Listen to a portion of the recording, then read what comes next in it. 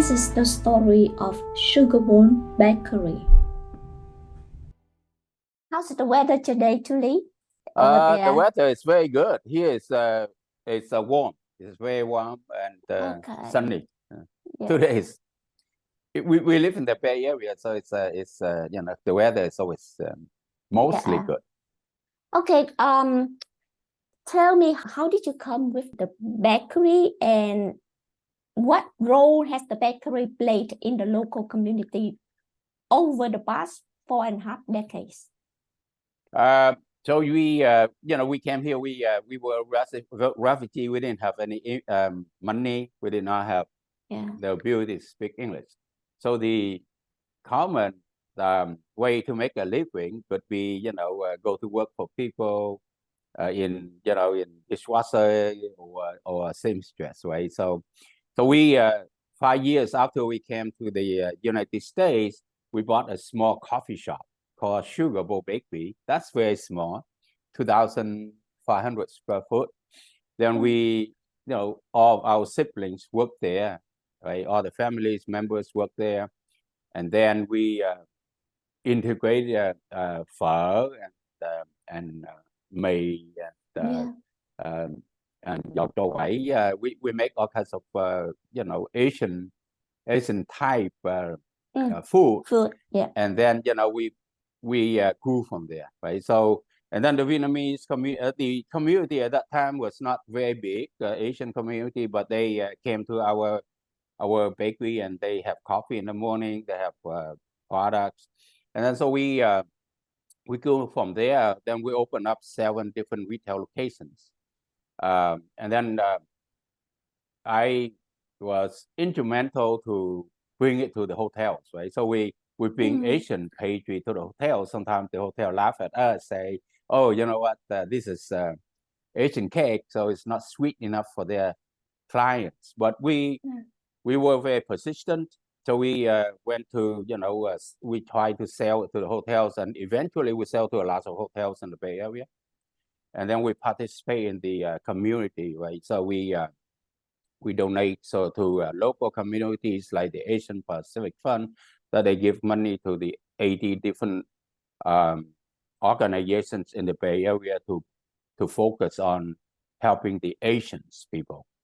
And then we donate to some of the organizations in the Bay Area as well. And so that's how we build our companies up from $300 sales a day, right, to 7 different retail locations, a lot of different products. And then 2010, we decided to get out of the complexity and we'll focus into simplicity, right? So we have 750 different products, 4,000 SKUs. We took 3 products to Hayward, right? And then we reduced to 90 SKUs. And then we opened up 2 manufacturing plants, and then we scale it up.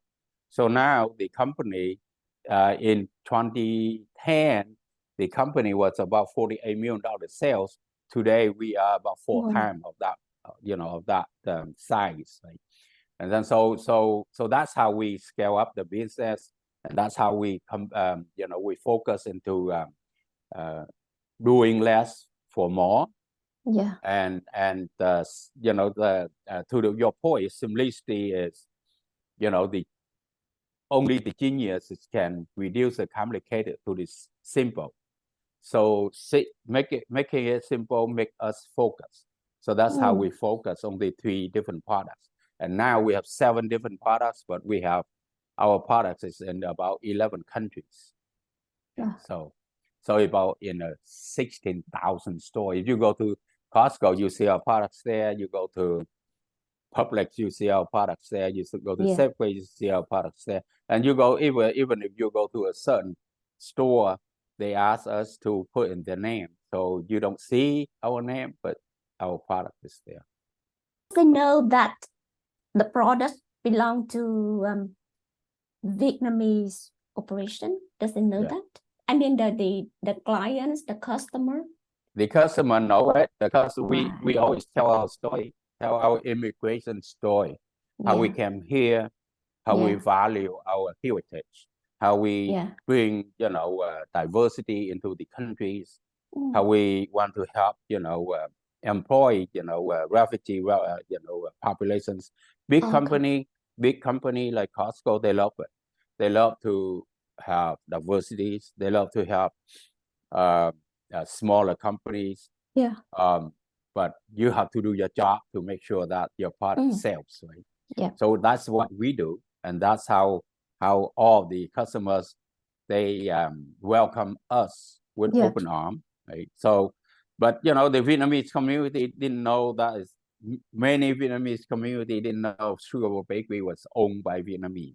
Right?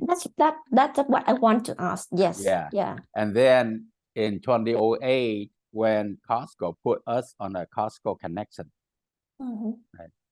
And then that publication went to more than 100 million people. And then a lot of Vietnamese know that is Asian owned. And then Helen, we keep on telling our story, right? So we are authentic. We tell our Vietnamese immigration story.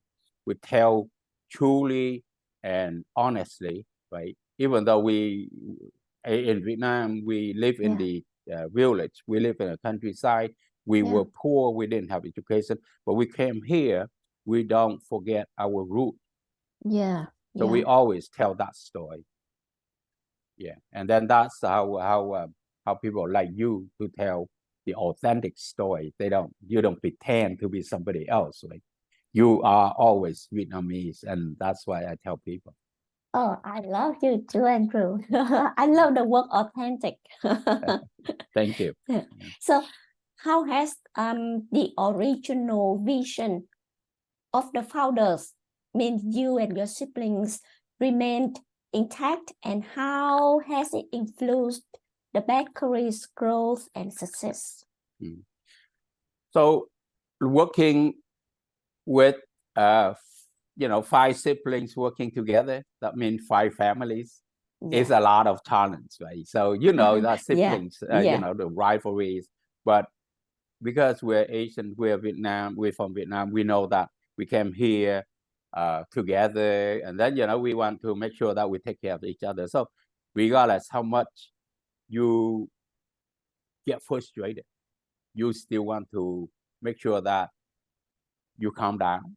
Right? Sometimes you argue and you take that glass of water, you walk in the parking lot and cool it down and come back and you talk again.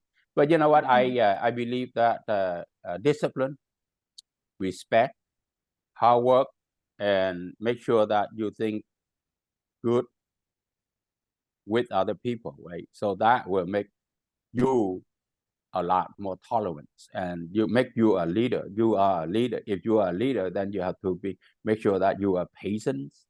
You listen to people. You embrace the idea, even though if their idea are not good, then you tell them or you listen to them, but you don't have to do it. You do what is right. People say doing the right thing is very hard, but doing the right thing, if you do the right thing, you are always right. So make sure that we are patient, we do the right thing, provide that leadership, think well of others, and then keep improving. Right. So in the family business, it's not like you get investors. If you get investors, then you have to work fast. Right. People are expendable, but you work in the family business like ours. Right. People are not expendables. We love the people who work here for us. So some people just came from Vietnam. They walked into our bakery. They work for us. They work there for 30 years or 25, 30 years. Some people, when we moved to Hayward, some people, live in San Francisco, they travel to Hayward 45 to 1 hour every day, but they cross the bridge and they go there, work for 20, some 30 years. Some people came here and they started with Sugar Bowl Bakery, and they asked us to transfer them to Atlanta. Right? And we transfer them to Atlanta. They are able to buy a house there. Right? So husband and wife, husband work in one production line, the wife work in the other production line. They are able to buy a house. So we believe that, as long as we walk toward the right direction, we treat the people right, we bring the people together with us, right? Then we will get far away, right? So people say, if you want to go fast, then you go alone. But you want to go far, then you go with us. We go together. So that's our philosophy of doing business as a family business. We don't look at only profit. Of course, the company has to make money, right? To be able to promote people, hire more people, reinvest into the company. But sometimes it's okay if 1 year we don't make money, it's okay. We'll focus to next year. But we always people first, right? People, product, planets. That's the way we always look at it. What is your favorite quote of life?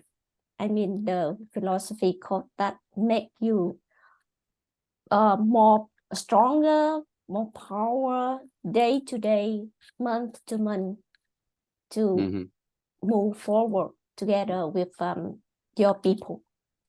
So people say you don't have to be a CEO to be a leader, right? You can be if you are a leader and then you happen to be the CEO, yes, right? A CEO mostly is a leader, but I am not the oldest in the family, right? So I'm in the middle of the five, right? So I have two older brothers, two younger brothers. I'm in middle, but I love to read. I read book every day. I love to talk to people like you. I love to learn from you. I love to learn from people. So I am a professional student. I love to learn, and then that's how I came here. I didn't even finish 6th grade in Vietnam. I went to ESL school, and then I went to City College of San Francisco for 2 years. ESL school 1 year. City College of San Francisco the 3 years, and San Francisco State University for 2 years. Right. So I got a AS degree in computer science, and I got a BS degree in accounting, and I speak English. So that's why I have business arguments, because I read story like the founder of Walmart. I read Steve Jobs story. I read Bill Gates story and Warren Buffett story. So I love to learn, and then that's how I take risks, and I know that it was risky to expand it. My siblings love to stay small, but I say in America, this is a land of opportunity. We have to dream big, right? We have to dream big. Even though we didn't know that, one day the company is having a 600 people working for us, or 300,000 square foot facility, or the product selling in 11 countries. But at that time, one foot in front of the others, we have to walk forward. So that's how I became a CEO for 38 years, and then I kept on being persistent. So you have to make great products. You have to be kind to people. You have to work hard. You have to be persistent, and then you have to know that making things simple every day will enable your people to focus. Right? You cannot make too complex. Complexity will always spread out your effort. Disaster. That means you do more for less. Right? So simplicity, you do less for more. Right? People say it's the art of additions. You get more, but you do less. So addition by subtraction, you subtract the complexity, and then you focus on something that's meaningful to you and your business. That's how we embrace it. And today, you walk into our bakery, you see only a few products. We don't make a lot of different products, only a few. And then the line will run can make 3,000 cookies 1 minute, right? So we we just keep on making a few products, and that is the art of being simplicity, and treat people right, and being persistent, and overcome adversity is the key too, right? And don't give up. Some people have a little obstacle here and there, they give up. No, you have to overcome obstacle to be better, right? If you want to be better, then you have to overcome obstacle. If there's no smooth journey, believe me, there's no smooth, right? So when you drive on a freeway, you always discover new horizons. So you drive on Highway 5, for example, and then you see different scenic, different town, different horizons. So that is same thing as doing business. Can you tell me any interesting story, or even anytime if you want to give up, any story that you never forget during the past 45 years? Well, there are a number of occasions, but I never think that I should give up. One is when we try to buy that original store. The landlord didn't want to lend to us. They didn't even want to talk to us, right? Because so they any reason? The landlord. Why? Any reason? Because we were immigrants. We didn't have any background. We didn't have any money to back up our, So that is one that, I feel so bad. I say, even the landlord is not white people. They are Asian people. Right? So that is one of the things that I feel, one day if I become a landlord, I couldn't do that. So now we are landlord. We have some building to to lease to people, and we love to work with our tenants. Right? So that is one. The second one is when we go to buy a van for our business, and the people there didn't want to sell to us because we didn't have credit.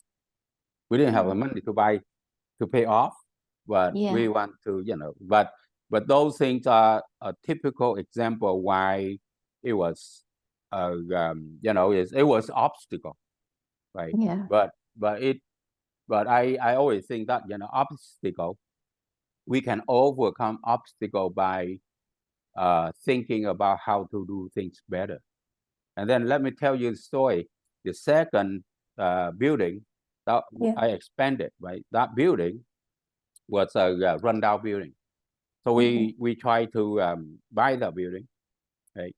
Nobody wanted to finance us. It's $269,000. We had about 20% down payment, but no bank wanted to finance us because we didn't have any credit. Right?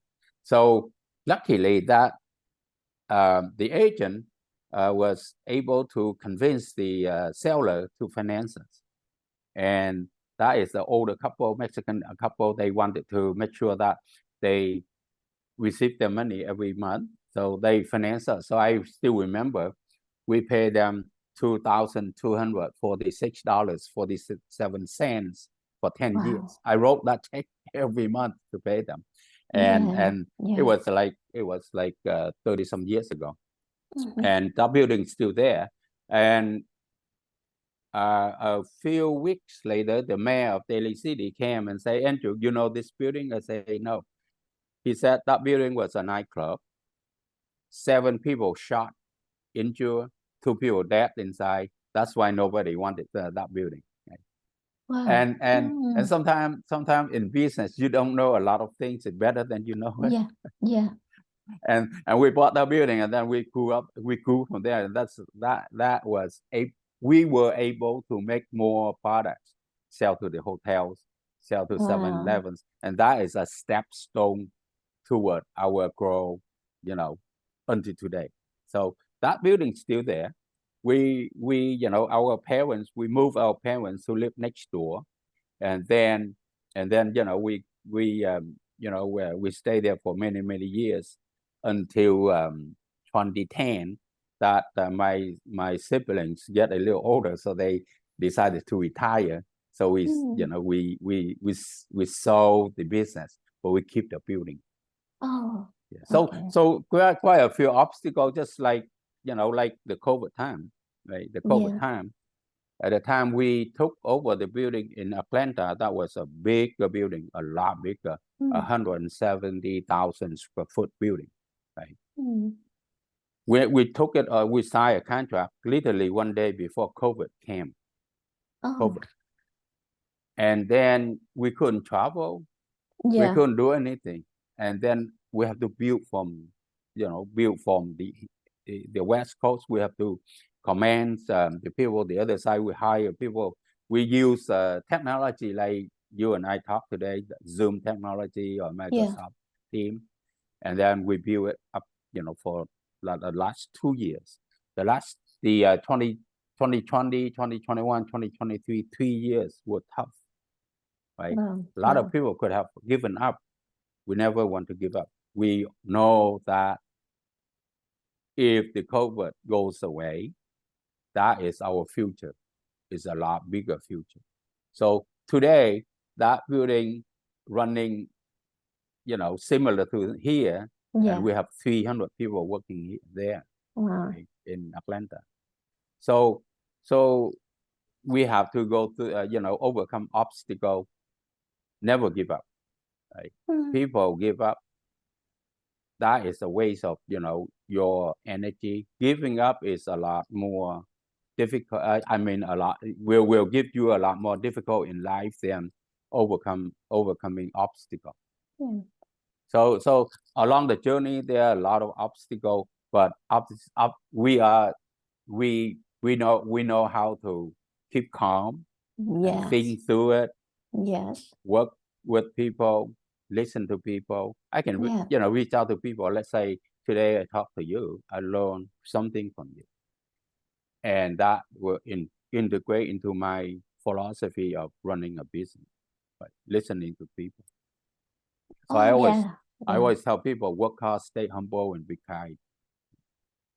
That I sum up my life: work hard, stay humble, and be kind. And those three things. That's my life. Do you mind if I ask about the strength and a weakness of Cô Chú Lý, Cô Chú Andrew? What is the strength and the weakness? My strength is I work very hard, and I think very well of people. I think kindly with people. I love to help people. I give people opportunity to do things, and I'm a family man. I never give, I never abandon my family in one day or certain, hours. People can go out there and enjoy a cocktail and watch football or whatever. I never do that. I always, after work, I always come home. I can work 24 hours. Family.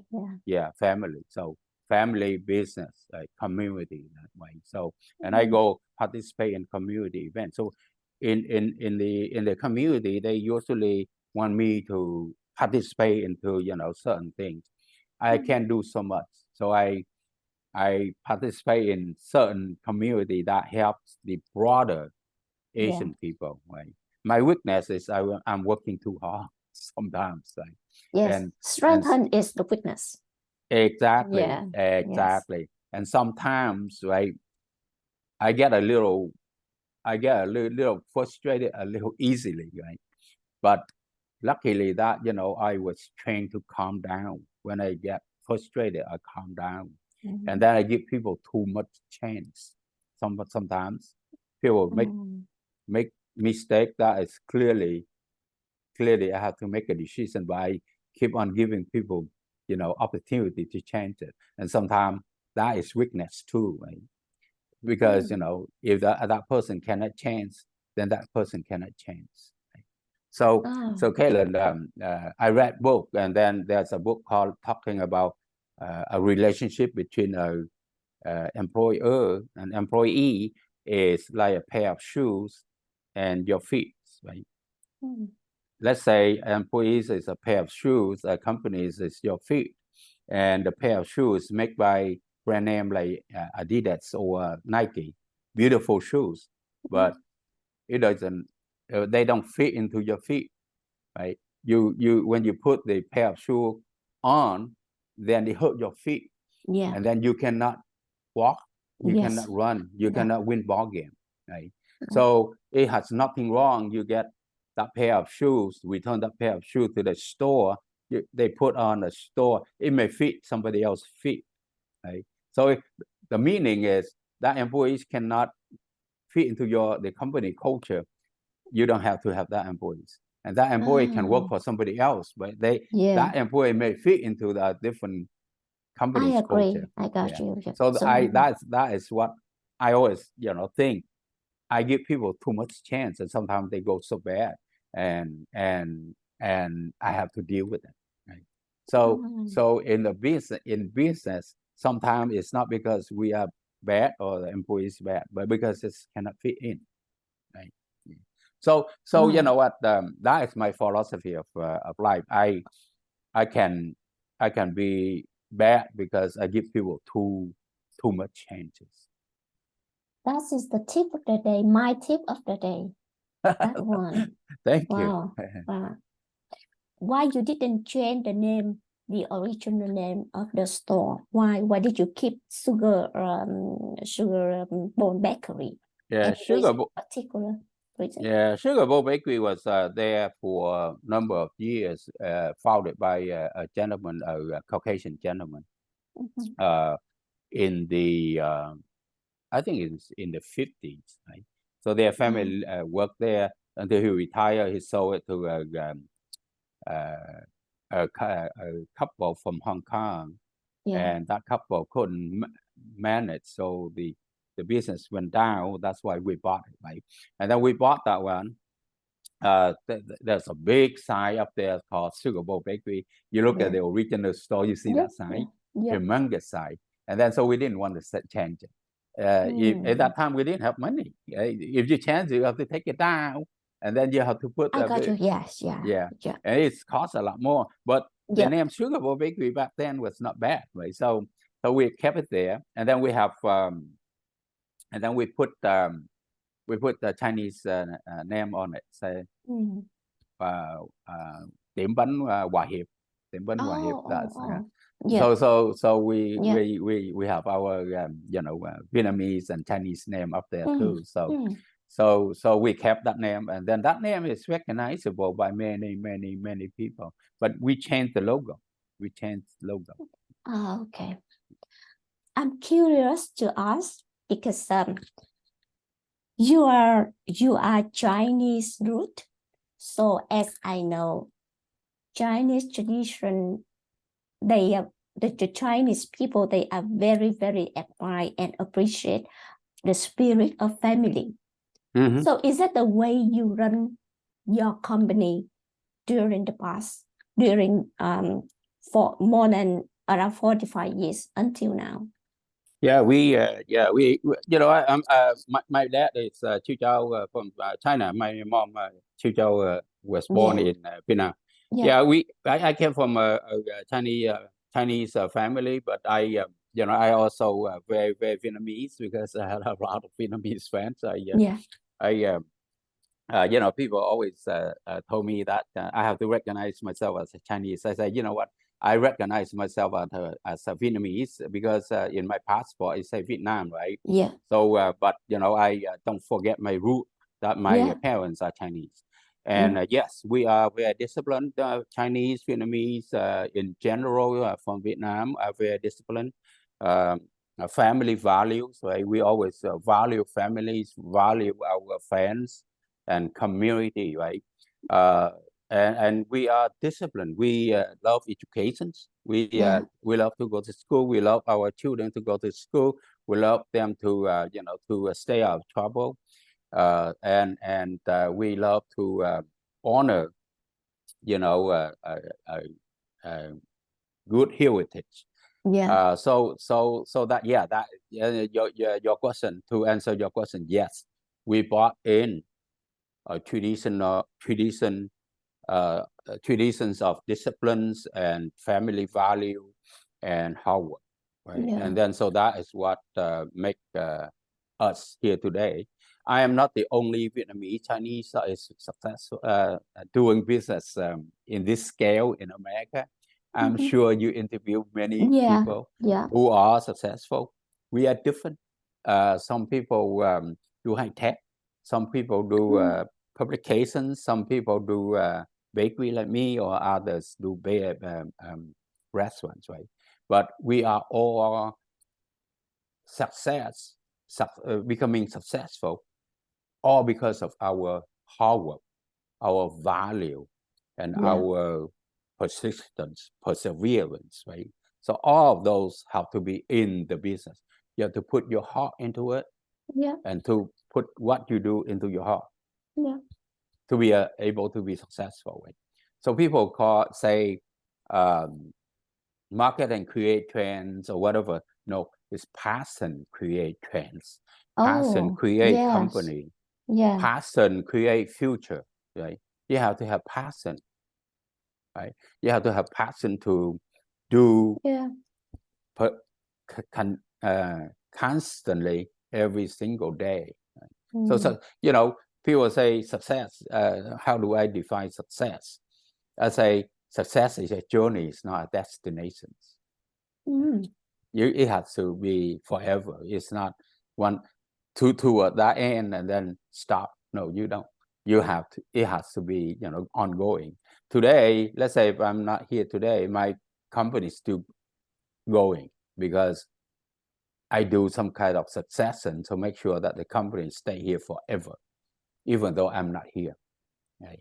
So success is a journey. It's not a destination. If we define success as a destination, then it will stop somewhere.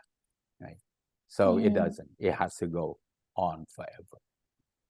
So are there any plans or visions for the future of the bakery that you are ready to enter the next chapter?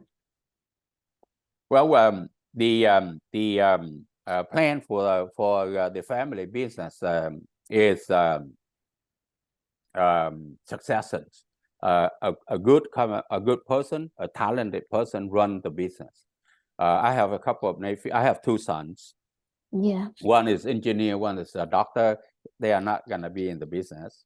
Oh, okay. Because their heart is not in the bakery business. Their heart is in what they want to do. Yes. I have a couple of nephews, right? Some work there. They are good in sales.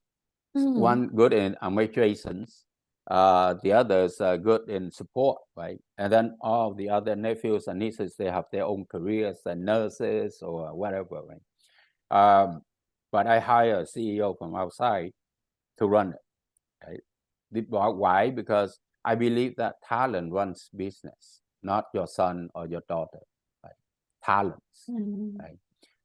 Yeah. If, let's say, if my sons run the business and they can run it, right? The business will go down. It won't benefit anyone. It won't benefit the shareholders. It won't benefit the 5 families. It won't benefit the employees. It won't benefit the customers. It won't benefit the community. If I hire someone from outside and then the business go up, it will benefit the shareholders. It will benefit all my nephews and nieces. It will benefit my sons. It will benefit the employees, and it benefit the communities, right? When it has to be successful. Right? Now, Kellen, if you read book, you read the Walmart story, Sam Walton of Walmart. Yeah. He founded Walmart from a corner store. Right? Yes. And then he create trust. When the Walmart went up, he create trust, and then he give all his wealth to his children. Yeah. Right. Yeah. And none of his children run Walmart. But Walmart today is the biggest company on earth, and all of them are the richest people on earth, and they only sit on the board, and they don't work there. Right? If you go on Google An Wang Laboratory, Dr. Wang at the time, he founded the company called Wang Laboratory in Massachusetts, Chinese, hardware and software. It was so popular at the time. He wanted his son to run it. Right? He made his son a president. His son was not able to, didn't even want to run it. But he, Chinese, right? So he basically forced his son to take the role as a president. And then because it was a publicly trading company, so when the company didn't do well, then the shareholders forced him to fire his son. Right? And then at the time, before he passed away in the hospital bed, he had to mend his relationship with his son. Right? And today, Wang Laboratory is no longer existing. Right? So the typical example is you have to have good people, talented people run your business. This is America. You create your company in a structure that the family still own the business. You make decision on a higher level, and then the operation, you have to have great people run your business. So that is my philosophy. And this year, I hired a gentleman 6 years ago. He proved to be very, very incredible person. He knows how to run the business. He set up a Atlanta beauty business, and he grew the company from almost like double the companies over the last few years working with me.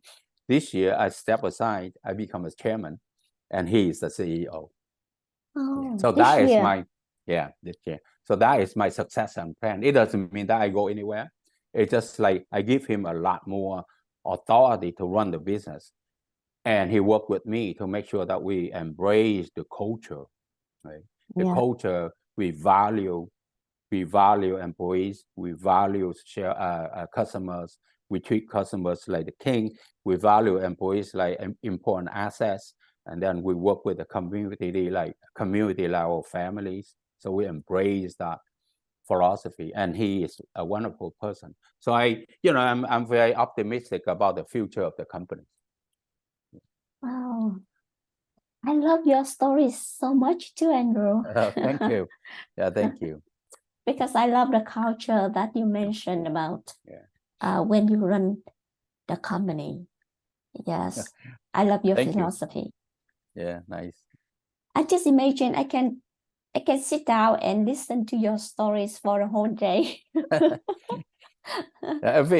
Kellen, everyone has a story to tell. Right? You don't have to tell your story. Tell it authentically. Tell based on what from your heart. Tell from what you know, and say what you mean. Do what you say. Right? So that is something that we always want, and then continue learn, right? Learning through our life. That is the way we want, and without learning, that person will it's just like dying, right? So we have to learn. Right? Yes, I agree. How is a normal day? How does it start? My normal day is always, in the morning, I listen to one podcast, right? In financial or live or, some inspiration story. I read one article, right? Yes. I always want to read something, I pick a few of, people who send me articles all the time. So I pick one or two, a great article to read. I try to read some inspirational quotes, to inspire myself to be a better person. And then I usually once a week, I usually love to publish one story, about people or about incidents, events that I encounter on my LinkedIn or my Facebook, right? So people like story. People like humbling. Tell it humbly, tell it authentically, and tell it from your heart. Right? So people will like that. And then and then I read my email. I support my team from afar. Sometimes people ask me certain things, then I do, give them, some idea. If I cannot advise them, then I refer them to their boss, right? So I'm a people's person. I love to engage with people, and then I have time. Then I go to I walk in a retailer store like a Safeway, like a Costco, like some local market here. Yeah. And I take a walk through. I see my products. I try to re-merchandise my products and make sure that well, then evening I love to bring my wife to have a glass of wine or a cocktail to eat some food. Yeah, romantic. So that's my normal days. Yeah. Lovely. Julie, I think this is the last one. Where did you live in Vietnam? You said in countryside. Which one? Where is it? Bạc Liêu. Oh. Yeah, you know Bạc Liêu? Yes, I know. Dòng Nhãn, Bạc Liêu. It's Long An, right? Dòng Nhãn đó. Yeah. That area is famous for mãng cầu và dòng nhãn. Nhãn. At the time we came here, I knew that, yes, not too many Vietnamese here, right? So I had to speak English to be successful here, So that's why I put myself into ESL school, City College, San Francisco State. I try to practice my English speaking, but even so, I still speak English with a heavy accent, right? So it's okay to carry that. People know that I'm not. I was not born here, right? So, but it's okay because I love to be authentic. I love to tell an underdog story. Right? We are the underdog, right? And only in America, that the underdog person can tell an underdog story and go to national publications, right? So a lot of publications pick up our story. Even Obama, in the White House, they reached out and they wanted to publish my story. The president used my story to tell the immigration story. So I am very grateful that we are here, right? I always want to make sure that I still speak Chinese, speak Vietnamese, read some Vietnamese, but I also want to make sure that I am successful because we live in this land. Thank you so much, Julie, to Andrew, for spending time this morning for me. A Friday, very lovely Friday. Thank you so much for having me. And if you have any follow-up questions, you can always email me. Your stories, your philosophy, I have to say, inspired me too much today, to Andrew. Yes. Thank you. Truly Thank you, to say. Kellen. Yeah, thank you.